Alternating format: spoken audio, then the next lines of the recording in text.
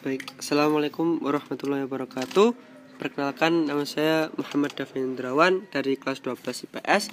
Ingin menyampaikan sedikit rangkuman dari mapel sejarah dari bab 1, yakni respon internasional terhadap proklamasi kemerdekaan Indonesia yang bagian A. Yang bagian A, arti penting proklamasi kemerdekaan dan pentingnya pengakuan kemerdekaan. Nah, seperti yang sudah kita ketahui, dulu Presiden kita dan Wakil Presiden kita, Soekarno dan Hatta, memproklamirkan atau memproklamasikan kemerdekaan Indonesia pada 17 Agustus 1945 secara de facto. Nah, tapi di awal-awal kemerdekaan Indonesia sendiri dihadapkan dengan satu masalah besar dari sekian banyak masalah.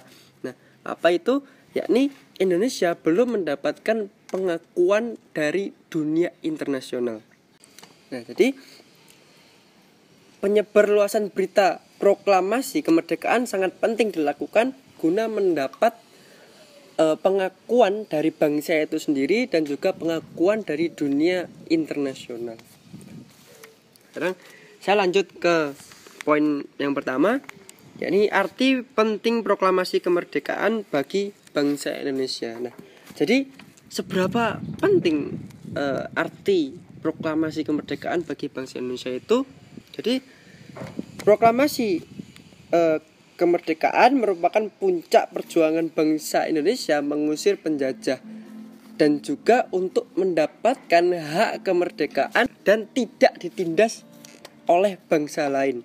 Nah, jadi sudah jelas jawabannya adalah sangat penting artinya proklamasi kemerdekaan itu bagi bangsa Indonesia sendiri. Saya lanjut ke poin nomor 2, yakni makna proklamasi kemerdekaan bagi bangsa Indonesia. Nah, proklamasi kemerdekaan mempunyai makna yang penting bagi Indonesia. Nah, proklamasi menjadi tonggak awal munculnya negara Indonesia dengan tata negaraannya yang harus dihormati oleh negara-negara lain di dunia ini.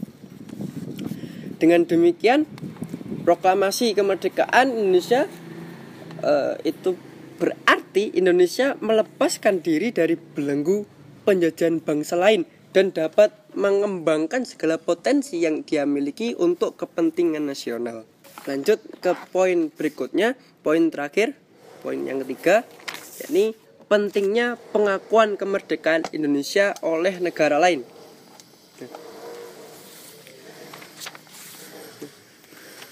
Kemerdekaan suatu negara tidak cukup melalui perjuangan di level domestik saja, melainkan juga harus dibarengi dengan perjuangan di level internasional.